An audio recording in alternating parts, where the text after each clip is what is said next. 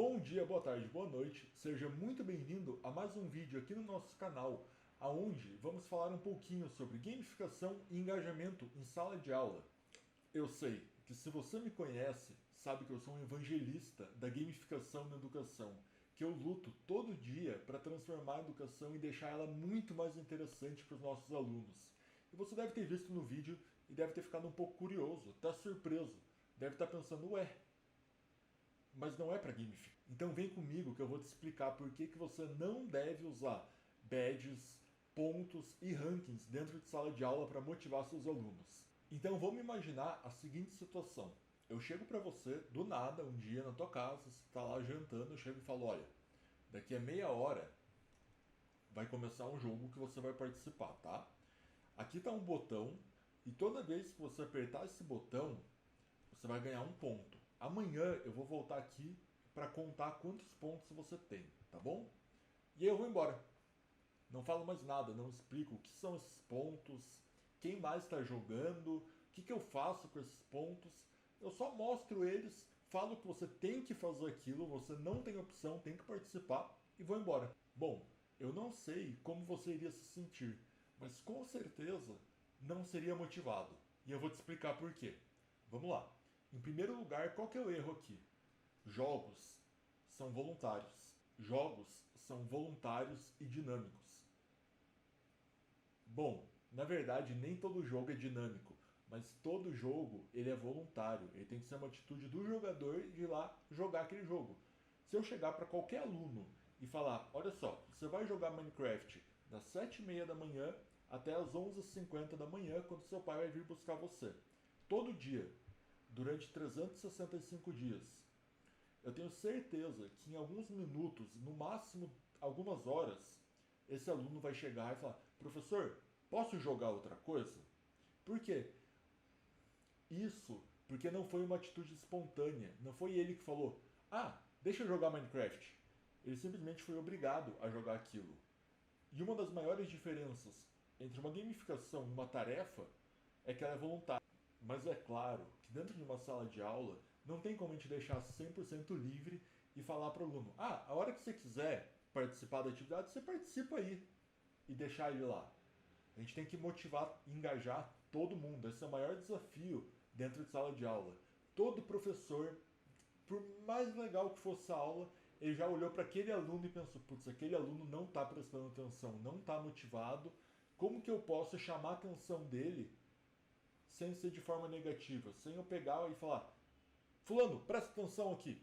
Então, tem uma forma de solucionar isso. É uma forma que eu já usei muito em sala de aula. Você chega e você começa a aula com uma pergunta. Você pode chegar na sala de aula e falar: oi gente, ó, para a aula de hoje eu tenho 15 exercícios que eu quero passar.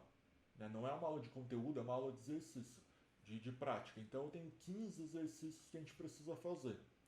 A gente pode fazer eles na apostila ou a gente pode fazer eles jogando um jogo. O que vai acontecer? Provavelmente os alunos vão falar: ah, vamos fazer jogando um jogo. É aí que você fisgou ele, é aí que ele tomou uma atitude voluntária. Por mais que não tenha sido 100% voluntária, o cérebro, isso é muito importante para criar o sentimento de pertencimento. É muito importante que em toda atividade pedagógica os alunos se sintam parte daquela atividade, que eles não estão ali só cumprindo tabela, só para responder uma chamada, que eles realmente tenham um significado ali dentro. Eu costumava dizer que toda sala maker só é uma sala maker de verdade se os alunos tiverem construído ela, ou pelo menos um móvel que seja. Ou então, como eu fazia, a sala maker, sempre que alguma coisa estragava, era papel dos alunos consertar aquilo. Então, a impressora 3D quebrou. Tudo bem, os alunos vão lá e os alunos consertam, porque é uma sala maker, é uma sala de botar a mão na massa, de fazer, de produzir, certo? Tá, talvez eu tenha te convencido um pouquinho que adicionar insígnias, pontos e rankings não é tudo sobre gamificação, que tem muito mais por trás, muito mais sobre engajamento, sobre motivação, sobre chamar a atenção do seu aluno. Então vamos ver como que a gente pode eliminar os pontos da sala de aula. Porque nem sempre usar pontos é uma solução válida. Porque muitas vezes esses pontos não significam nada. Então acontece, o aluno vai ganhar pontos e em pouco tempo ali, questão de 1, 2 semanas, não vai servir para nada aqueles pontos e ele vai falar, por que eu estou ganhando isso? Eu vou usar um exemplo da minha vida pessoal, que eu tenho certeza que muitos de vocês já passaram por isso, ou pelo menos conhecem alguém, alguma criança que fala disso o tempo todo. No meu ensino médio, eu lembro que eu queria muito ir para o ensino médio. Muito. Tudo isso porque eu ia poder ir para a aula sem uniforme. E aquele era o maior desejo da minha vida. Aquilo significava muito para mim. O que eu quero dizer com isso? Eu quero dizer que às vezes o significado é muito mais importante que a pontuação. Claro, se você usa o Class Quest, a gente tem um jeito todo especial de trabalhar a pontuação, trabalhar a experiência, trabalhar progresso dentro do jogo. Mas se você é um professor que ainda não faz parte do Class Quest, bom, mas se você é um professor que ainda não usa Class Quest, primeiro de tudo, pausa o vídeo, vai na descrição, entra no link e cria uma conta gratuita. E eles não estão me pagando nada para eu falar isso. Eu acabei de falar sobre significado. Como será que a gente pode criar significado em sala de aula? Porque não é algo tão simples, né? A gente precisa realmente chamar a atenção do aluno. E eu vou trazer um exemplo que eu usava em sala de aula que vocês não vão acreditar. Era incrível, era extremamente tosco, extremamente simples, extremamente eficaz. Uma vez, no começo de um semestre, eu deixei escapar que no Wikipedia tinha artigo para tudo. Qualquer coisa que a gente procurasse no Wikipedia, a gente acharia um artigo. Eu deixei escapar, falei isso como uma coisa boba, uma coisa simples. Mas os alunos do quinto ano não acreditavam em mim. Era o tempo todo eles perguntando: professor, e se eu pesquisar nada no Wikipedia? Vai ter um artigo sobre nada. Professor, e se eu pesquisar ovo de codorna? Vai ter um artigo sobre ovo de codorna. Até que um dia eu pensei: pera lá, eles vivem me perguntando se tem tal coisa no Wikipedia. E se eu transformar isso em uma gamificação? Então, toda vez que eu fazia uma pergunta em sala de aula, o aluno que me respondesse corretamente podia falar qualquer coisa que eu ia procurar no Wikipedia. Era muito engraçado, era muito divertido, muito simples e trazia toda a turma e engajava toda a turma. E só de eu abrir a página no projetor, os alunos ficavam malucos. Claro, isso é um exemplo bem específico, mas eu vou trazer mais um exemplo. Um outro exemplo de uma atividade gamificada que eu fazia, que não envolvia exatamente pontos, e presta atenção, porque meio que envolvia pontos, mas não era bem isso, e a roupagem que eu fiz deixou muito mais interessante do que simplesmente pontos. O que eu fazia? Sempre que eu ia corrigir uma tarefa, eu procurava 3, 4, 5 voluntários para corrigir uma ou mais questões daquela tarefa. E o aluno que que acertasse, uma questão da atividade, recebia um like.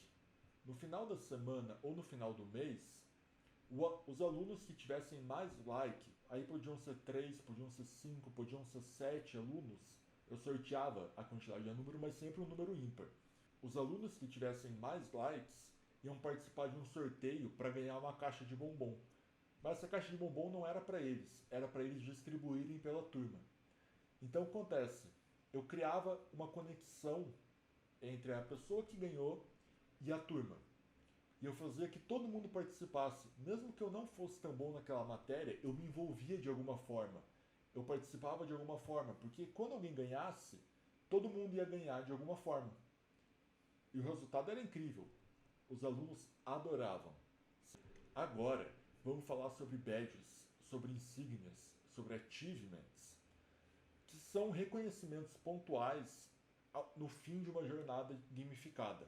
Um exemplo de insígnia seria o seguinte: quando o aluno termina a tabuada do 3, quando ele decora, ele ganha uma insígnia da tabuada do 3. Quando ele termina a tabuada do 4, quando ele decora, ele ganha uma insígnia da tabuada do 4, do 5, do 6, do 7, do 8, do 9 e do 10. Esse seria o exemplo perfeito de uma progressão utilizando insígnias. Então, sempre que ele completa um passo pequeno, ele ganha alguma recompensa ali, ele ganha alguma recompensa, alguma coisa que empodera ele. Mas por que eu falei que não é para usar badges?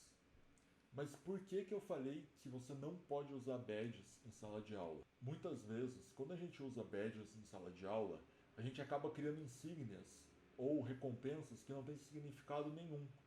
Que é só, por exemplo, tabuada do 1. O aluno ganhou uma insígnia da tabuada do 1. Tá, e aí? O que é essa insígnia? Agora, por exemplo, se eu crio a insígnia do aprendiz de matemática, que ele ganha quando ele decora a tabuada do 1, do 3 e do 5, aí eu posso criar uma outra insígnia, que é mestre da tabuada. Quando eu crio um nome para cada insígnia, um nome diferente, e eu junto conquistas dentro daquela insígnia, ela se torna muito mais subjetiva para o aluno. Então o aluno consegue viajar mais. Então o aluno passa por um momento de descoberta enquanto ele ganha aquela insígnia. E isso aproxima ele muito mais da sala de aula. Agora, vamos falar de rankings. Rankings são muito importantes em qualquer jogo. Você sempre vai jogar para chegar no primeiro lugar daquele ranking.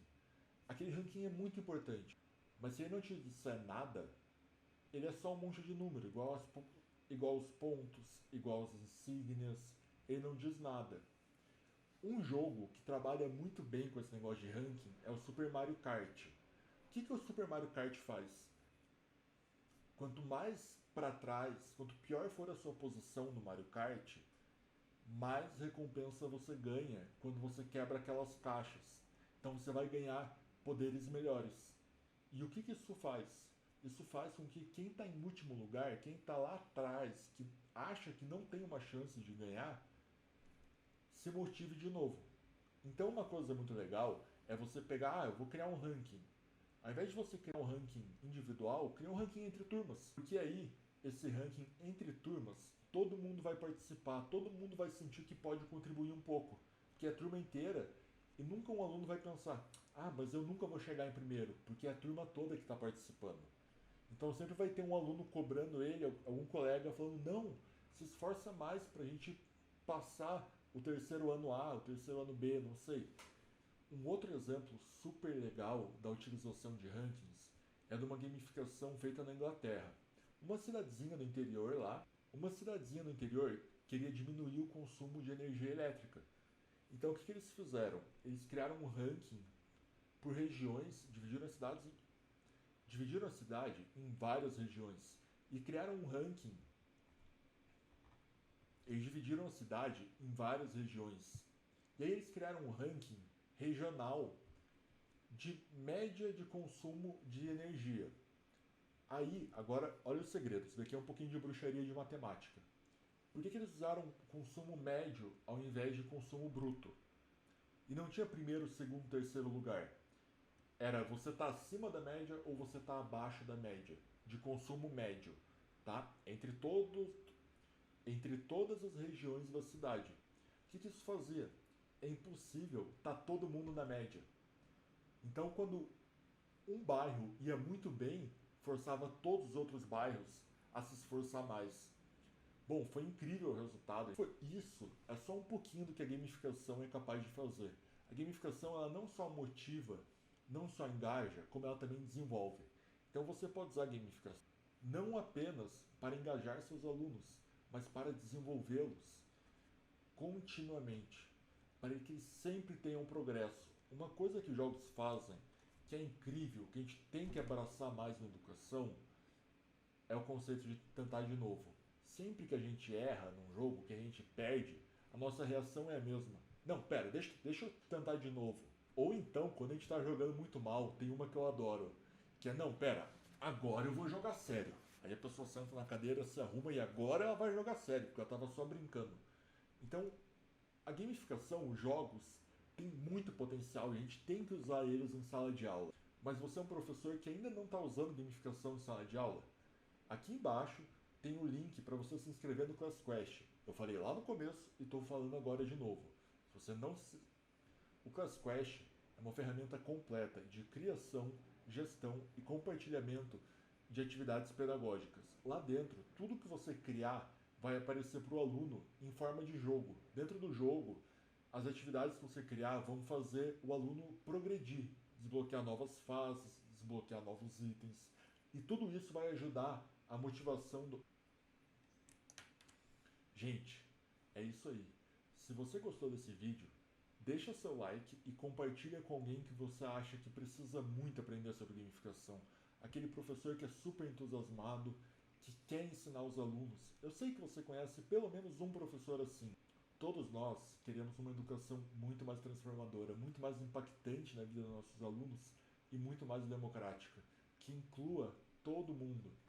E chegou a hora da gente melhorar a educação. Então se inscreve no Class Quest, deixa seu like, compartilha e a gente se vê em breve.